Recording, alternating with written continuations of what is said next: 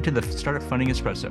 I'm Hall T. Martin, where we talk about how to raise funding and invest in startups and the time it takes to drink an espresso.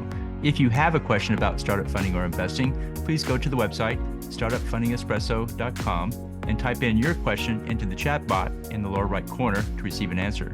I hope you enjoy this episode. Hello, this is Hall T. Martin with the Startup Funding Espresso, your daily shot at startup funding and investing. FDA approval is a lengthy and involved process with therapeutic drugs that startups must go through. Here's a list of key steps to achieve FDA approval.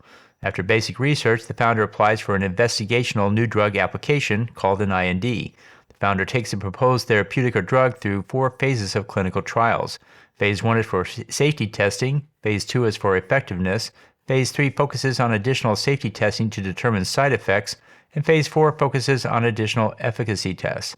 After testing comes the new drug application, or NDA. The FDA reviews the NDA, including the clinical data and research to determine approval. There are fast-track paths for drugs that treat serious medical conditions that have no current solution. There is also a breakthrough therapy path for drugs that show substantial improvement over the current solution. For investing in therapeutic startups, consider the FDA pathway for the drug and where it currently resides on that pathway. Thank you for joining us for the Startup Funding Espresso, where we help startups and investors connect for funding.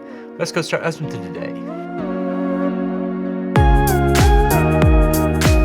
Hall T. Martin is the director of Investor Connect, which is a 501c3 nonprofit dedicated to the education of investors for early-stage funding.